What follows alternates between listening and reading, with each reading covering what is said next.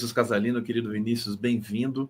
Daqui a pouco eu vou mostrar o vídeo do Ira, da banda Ira, que o Beto Silva pediu aqui, já está aqui no jeito, mas vamos começar com o Vinícius aqui. Vinícius, eu acho que a gente pode começar desdobrando ainda um pouco essa pesquisa Quest e tudo que ela provoca, né? Eu acho que essa leitura do Miola é muito precisa, assim, você não precisa ficar de joelhos para pesquisa e tudo mais, mas é bom encarar a realidade, quer dizer, carestia, a situação do brasileiro, violência também, que a Quest apontou como a principal preocupação, né, do brasileiro nesse momento. Como é que você viu, portanto, como é que você vê, né, essa realidade insidiosa assim, na cena brasileira nesse momento? Vinícius Casalino, muito bom dia para você. Obrigado. Bom dia, Conde, bom dia a todas e todos que nos acompanham. Conde, vi a pesquisa com bastante otimismo. Eu achei que a situação, talvez, a pesquisa presidencial, né, para a corrida presidencial, né, eu achei que a situação fosse estar um pouco mais complicada e confesso que fiquei, assim, alentado com os resultados divulgados. A mídia distorce um pouco, né? O Lula estaria empatado com o Bolsonaro no segundo turno, na margem de erro. Você vê que o Lula está na frente, né, do Bolsonaro, vence todos os outros candidatos. Então, assim, Conde, que nós podemos aprender disso, né? Comparando as duas pesquisas, então, de avaliação de governo e de corrida presidencial. A impressão que se tem é a seguinte: as pessoas, Conde, ainda confiam no presidente Lula. Essa é a mensagem que as pesquisas passam. Falam assim, ó, o presidente Lula é o nosso candidato, nós vamos votar nele. Agora, isso não significa que o presidente Lula está fazendo um excelente governo.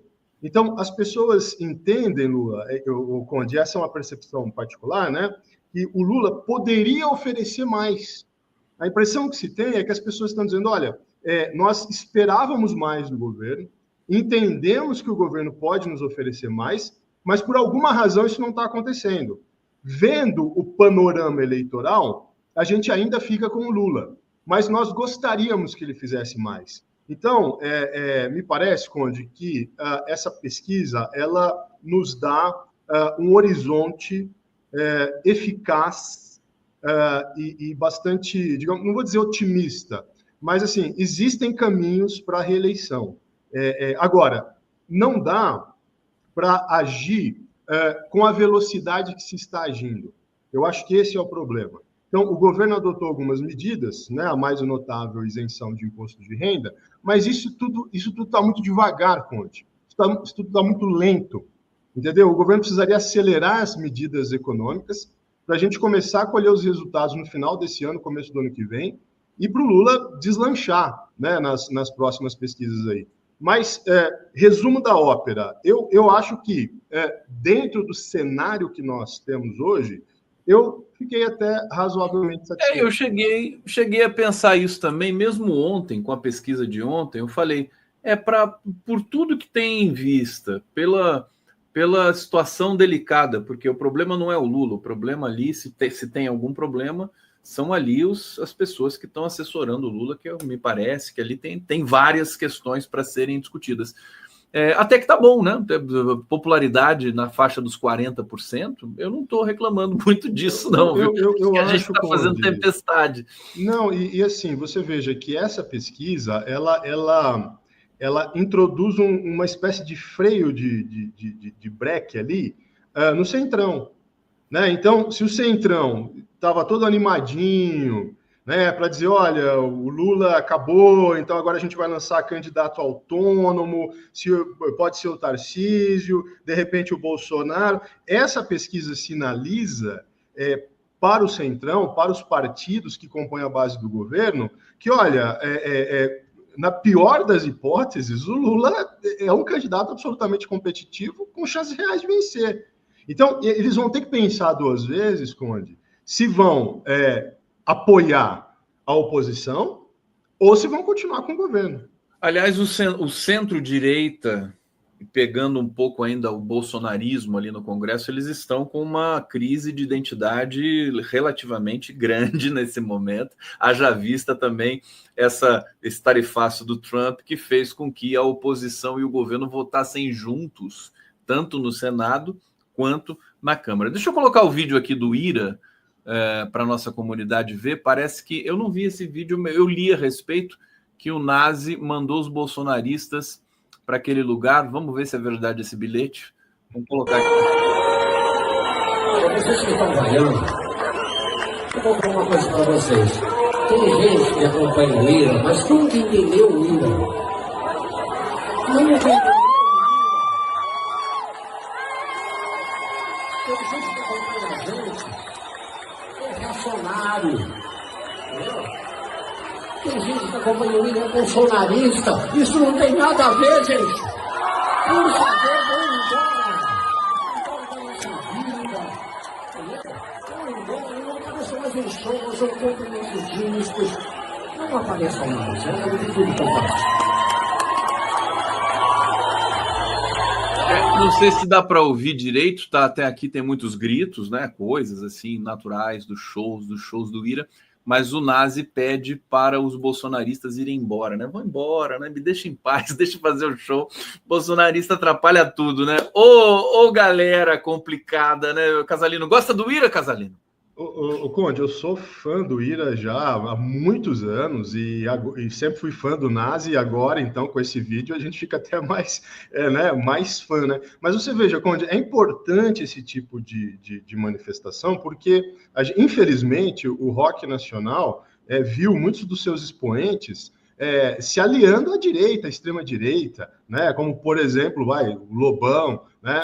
E às vezes os artistas, os roqueiros, de esquerda, eu tenho a impressão que às vezes eles ficam meio tímidos, talvez com receio de perder público. Então, acho essas manifestações políticas explícitas assim muito importantes, né? Então, acho que o Nazi ele deu um belo recado aí. Não, eu acho que é um sintoma também o Nazi se manifestar assim, porque agora roqueiro bolsonarista, esse sim vai perder público, né? Até um tempo atrás tinha muito roqueiro que se aliava ao bolsonarismo para ganhar público. Agora é o contrário, porque mudou a cena. Vinícius Casalino, deixa eu ver o que eu tenho aqui, que eu queria que você comentasse. Não, eu queria justamente essa questão da identidade do centro-direita bolsonarista, do Congresso, e dessa pressão pela anistia, pressão que recai sobre o Hugo Mota, presidente da Câmara, e que ele já refutou algumas vezes. Não sei até quando ele vai aguentar essa pressão e se essa pressão vai continuar nesses moldes também que a gente tem assistido agora. Como é que você lê, até vou invocar um pouco também o seu ponto de vista jurídico, né, da constitucionalidade dessa proposta da anistia. Como é que você está vendo essa situação? Perfeito, Conde. Vamos começar pelo lado político, que é sempre mais interessante, né? Você veja que o Mota foi eleito com uma coligação aí heterodoxa, né? Então, governo e oposição apoiando ao mesmo tempo. Acho que o governo agiu corretamente, era isso mesmo que tinha que ser feito, né? Então, ele tenta se equilibrar sobre essas duas canoas, mas veja, Conde, a impressão que eu tenho é que ele tende mais para o lado governista, né? Ele sempre que pode, ele se manifesta sobre a importância da democracia brasileira, ele sempre coloca em destaque a Constituição como um elemento fundamental para a estabilidade da vida política, mas ele também não pode simplesmente fechar a porta para o outro lado, porque ele pode trazer uma série de retaliações, né? Então, a impressão que eu tenho, Conde, é que ele vai cozinhar o galo, né? Ele vai cozinhando o galo. Enquanto isso, o Supremo Tribunal Federal vai fazendo o julgamento. A tendência é que, neste processo, o Bolsonaro vá se desgastando, né? E o tempo, nesse ponto, Conde, ele é muito importante. Por quê? Porque quanto mais passa o tempo e o Bolsonaro vai se colocando cada vez mais como alguém que não só é denunciado e o Supremo recebe a denúncia, mas que provavelmente vai ser condenado, o horizonte político vai se alterando. Então, ele está jogando com isso, ele vai cozinhando o galo. Ao fazer isso, o horizonte político começa a se modificar. Já existe algum consenso, Conde, na centro-direita, de que o Bolsonaro não vai ser o candidato da elite, né, que vai ser o Tarcísio. Então, com isso, ele vai desmobilizando e retirando a potência política dos bolsonaristas. Eu acho que ele está agindo corretamente nesse ponto, e eu acho que no final, Conde, a impressão que eu tenho, é claro que em política a gente nunca pode cravar nada, né? Mas eu tenho a impressão que esse projeto não vai ser votado. A impressão que eu tenho é que ele não vai chegar à deliberação. Talvez ele fique em alguma comissão ali, etc., né? Do ponto de vista jurídico, Conde, não há um impedimento da Constituição explícito no sentido de aprovação de um projeto de lei sobre anistia, né? O que é que nós temos no caso concreto? Nós temos um projeto que seria aprovado para contornar uma jurisprudência do Supremo Tribunal Federal. Então, a partir daí, nós temos um problema, porque nós teríamos um dos poderes da República tentando, no exercício da sua função, afastar a decisão legítima de um outro poder da República, que é o Poder Judiciário. Então, nesse caso, Conde, a tendência é que o Supremo Tribunal Federal julgue inconstitucional uma eventual lei que seja aprovada, né? Agora, de novo, eu sempre vou ressaltar isso aqui, Conde, tudo depende do momento político em que esse julgamento será feito. O Supremo Tribunal Federal, ele decide juridicamente... O julgamento da anistia ou do Bolsonaro? O julgamento da anistia, o julgamento do Bolsonaro, quaisquer julgamentos, né? Depende muito do momento político. Então, claro, é importante que esse projeto de lei não seja aprovado. É importante, porque uma vez aprovado, e isso indo para o Supremo, aumenta-se o grau de risco, né? Então, interessante seria que o governo se compusesse ali e já encerrasse isso no plano... Agora, tem um custo político também para o bolsonarismo se eles encamparem essa coisa da anistia, que não, até agora nenhuma pesquisa testou que o brasileiro é a favor desse projeto de lei, né? Da anistia para os criminosos ali do 8 de janeiro. Uhum. Então, mesmo se for para o STF enfim, o Congresso perder, vai ter um custo político, ou o Congresso até ganhar, não sei o que pode acontecer, acho difícil, né? O STF jamais iria aprovar uma coisa dessa, se bem que, e aí minha próxima pergunta para você, que é o seguinte, o STF, enfim, a gente sempre defende o STF como instituição e tudo mais, mas ele gosta de navegar o sabor do vento, né? Que... corte, né, parece um navio, né? Onde o vento vai, ela vai. Por quê? Porque tem essa nota aqui do que o Luiz Fux, o ministro, ele já abriu uma espécie de divergência ali na questão, claro que não é uma divergência total, mas ele contestou a questão da dosimetria para Débora do Batom, por exemplo, que obrigou o Alexandre de Moraes, acho que até num gesto inteligente, porque esvaziou o discurso da extrema-direita, deu habeas corpus para a Débora do Batom, mandou ela para casa, e aí também tem um discurso do Marco Aurélio de Carvalho, que eu quero passar aqui daqui a pouco, que é o seguinte, o STF deu habeas corpus para a Débora do Batom, porque ela é mãe e porque o crime não é grave, mas tem 40 mil mulheres mães sem crimes graves no sistema carcerário brasileiro. O STF vai mandar para casa essas 40 mil mulheres? Casalino, um comentário sobre essa situação, por favor. Excelente, Conde. Acho que você toca num ponto importante, e aí você me permite até, talvez, aprofundar um pouco. Não é só uma questão dos ventos políticos, mas é o papel que o próprio Supremo Tribunal Federal exerce numa sociedade de classe, e numa sociedade de classe em que as desigualdades sociais são abissais, né? Então, a Corte, ela adota um certo critério, um certo padrão de comportamento.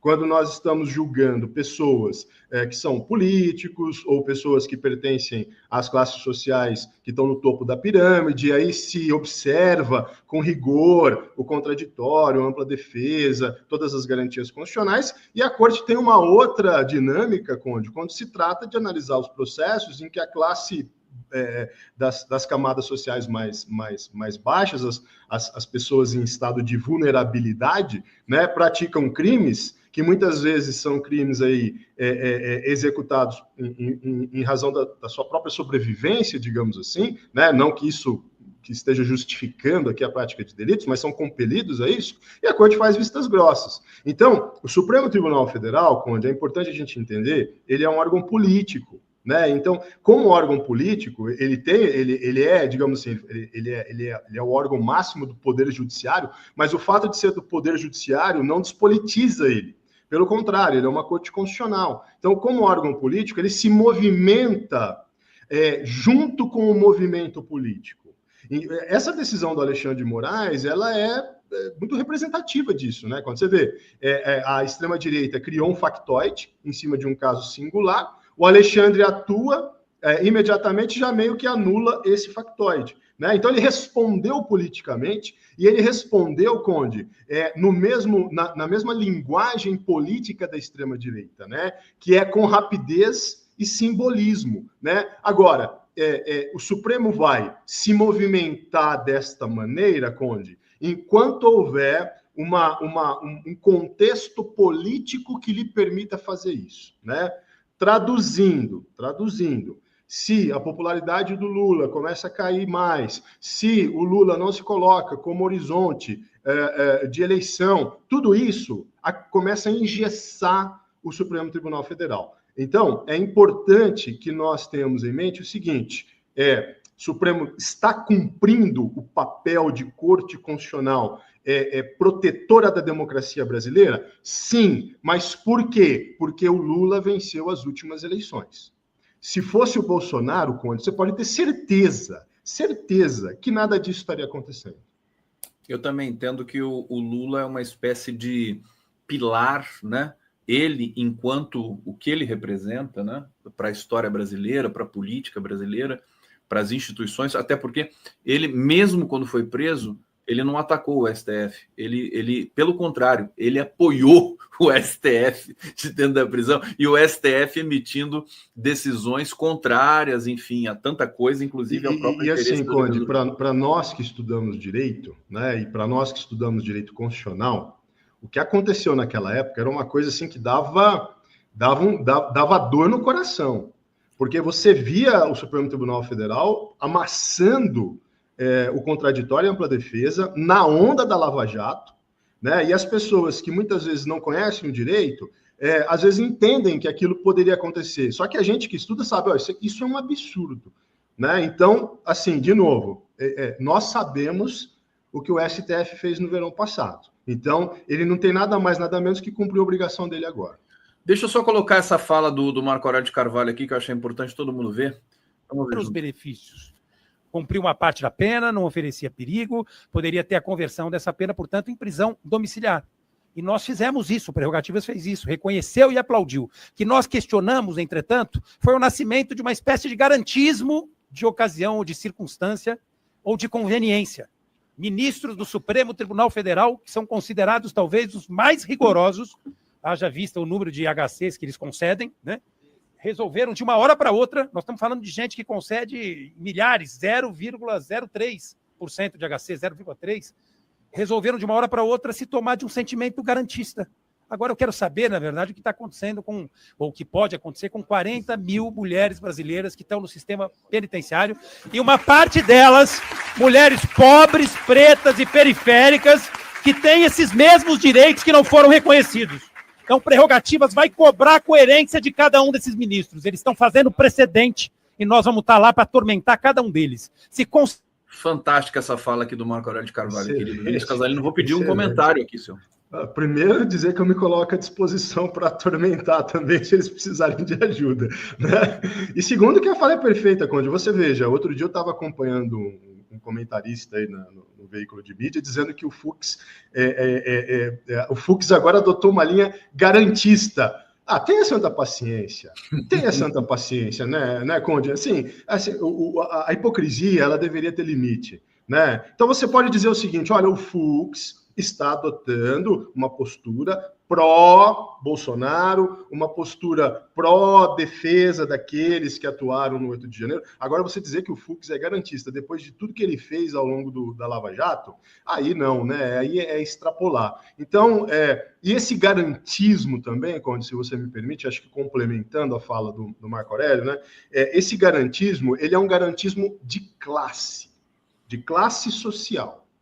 Entendeu? Ele só vale, Conde, a partir do momento que aquele indivíduo que sofre a persecução penal, ele tem condições de exercer esse garantismo, que significa o quê? Contratar bons advogados, poder influenciar a decisão dos ministros, etc. A maioria da população, Conde, que é objeto de persecução penal, que são, como ele disse, né, homens e mulheres, pretos, pobres, etc., Conde, o garantismo é letra morta. Né? A gente sabe disso por quê? Porque a violação dos seus direitos já começa com a abordagem policial.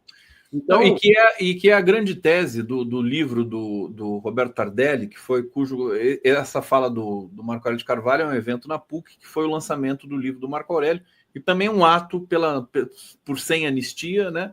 E por nunca mais também, foi no dia 31 de março, o golpe de 64, que a ditadura militar ela não acabou para a base da pirâmide social brasileira.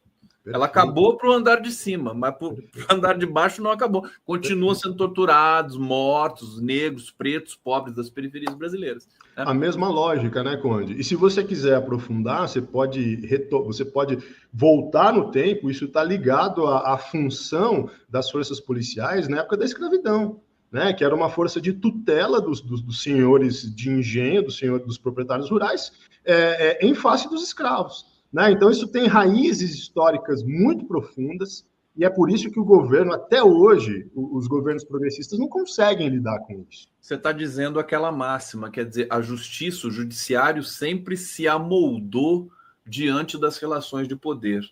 Então, a gente precisa minimamente, se é que faz sentido ter um judiciário que seja independente, né?